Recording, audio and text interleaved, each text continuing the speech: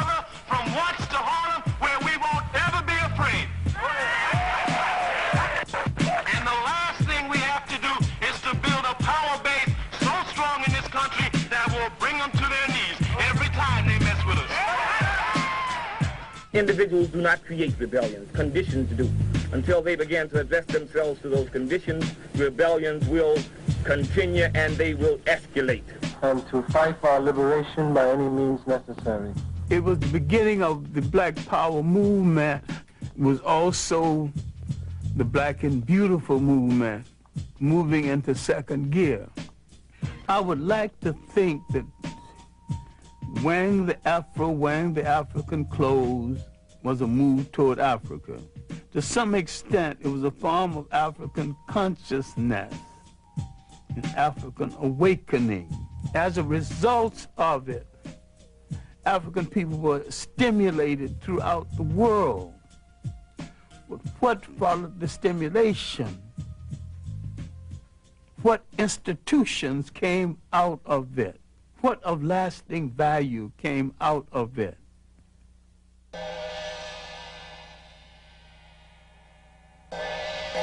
I do not think the Africans, the Caribbeans, or the Black Americans have studied with any degree of depth and seriousness the rise of modern Japan.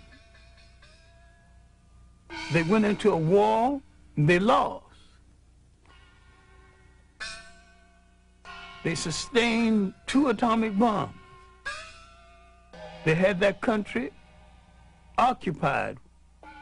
Now the people that defeated them are now begging them for commercial space.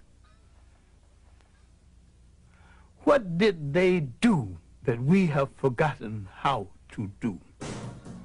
They did some serious, astute planning, not loud mouthing, not boasting.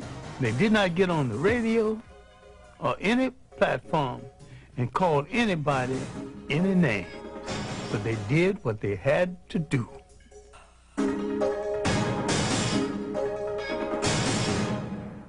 If we're carrying out a well-designed program for liberation, if it's written out, any literate person can contribute and share leadership. So if the leader dies while you're on page 13, move to page 14 and continue the struggle. Bury the man, continue the plan.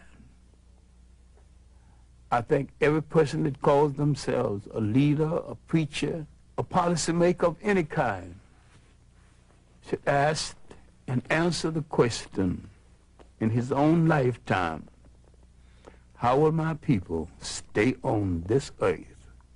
How will they be educated? How will they be schooled?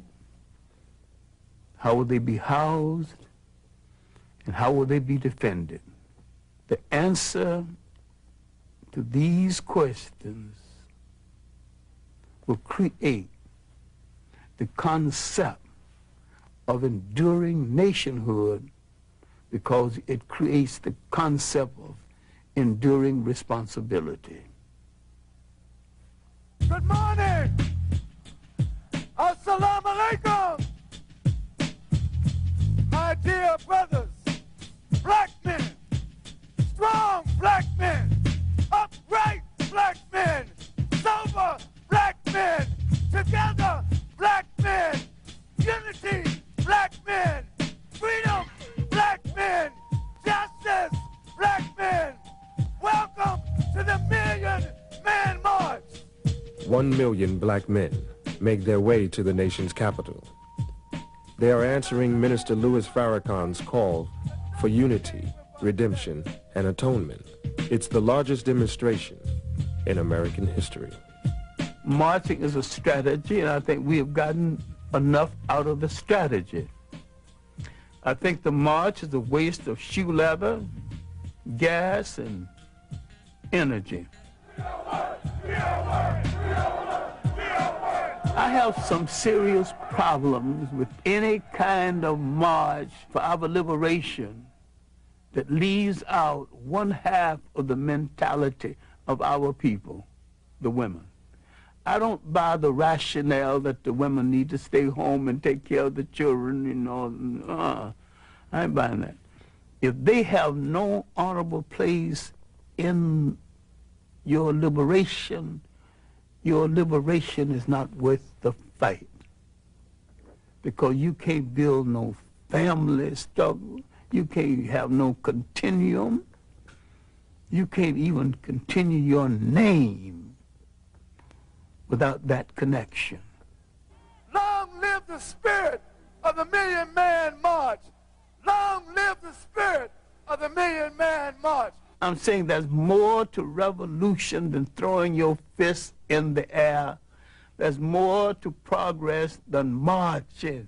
I want to say, my brothers, this is a very pregnant moment, pregnant with the possibility of tremendous change in our status in America and in the world. We're doing showbiz liberation, and that's not liberation. Today, whether you like it or not, God brought the idea through me, and he didn't bring it through me because my heart was dark with hatred and anti-Semitism. He didn't bring it through me because my heart was dark and I'm filled with hatred for white people and for the human family of the planet. If my heart were that dark, how is the message so bright, the message so clear, the response so magnificent? This march will do more to wash Farrakhan's ego and to project him into the forefront of leadership than anything else. And once he's in the forefront of leadership, where will he lead us? Allahu Akbar! God is great! God is great! Straight to Islam. And yet he will not make a principled statement on the enslavement of Africans in Mauritania and in the Sudan. And there's all kinds of documentation, all kinds of proof. If I have to be a dissenting voice in this, then I'm very pleased that I've got enough integrity to be a dissenting voice and not to care where the chips fall. Many perceive the African-American family as an endangered species. To Dr. Clarke, the family is the soul, the spirit, and the cornerstone of the nation. If the family dies, so does the nation. We're making a whole new way of life out of the artificiality of imitating our oppressor, who's also in trouble with the family. And we grew up in communities where every child was a child of the whole community and could be disciplined and rewarded by anyone in the community. Now we bought into someone else's sociology. Don't touch that child. Don't you dare spank my child. When formerly, your mother left you alone and said, if they misbehave, you can spank them. We don't have that kind of relationship one to the other anymore. After emancipation, we made a monumental effort to find broken bits and pieces of our families. My own grandmother spent 3 years wandering around Virginia trying to find her first husband, who had been sold to a slave breeding farm in Virginia. But the major thing was we were trying to put families together and to have family connections. Our new mission of liberation is to put strong families together again, because the family is not only the embryo, the beginning of all that we can call civilization, but it's the beginning of all anyone can call a civilization. Because this is the essential network that leads to nation.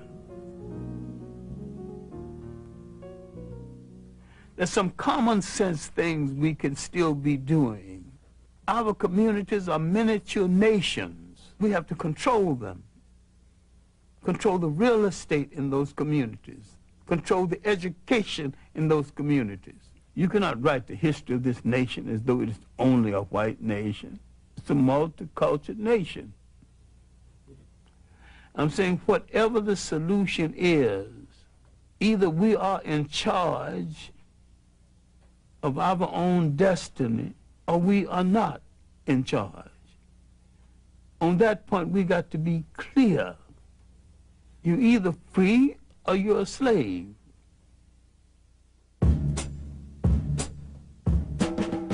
I want people to remember me as a creative classroom teacher.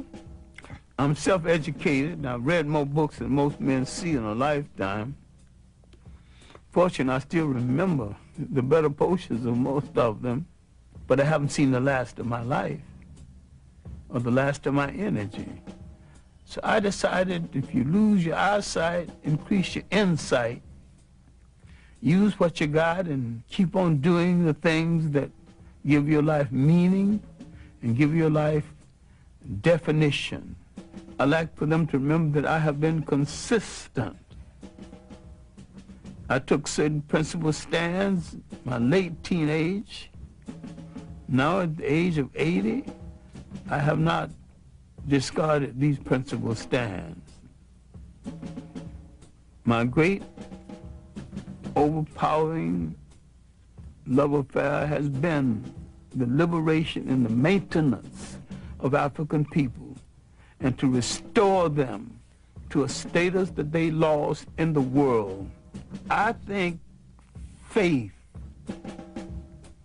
has not spared African people for an ideal purpose. If we were put on this earth and we have endured a Holocaust 10 times worse than the one in Europe, then faith has a mission for us. If we gave the world its first humanity, maybe we have the capacity to give the world its next humanity.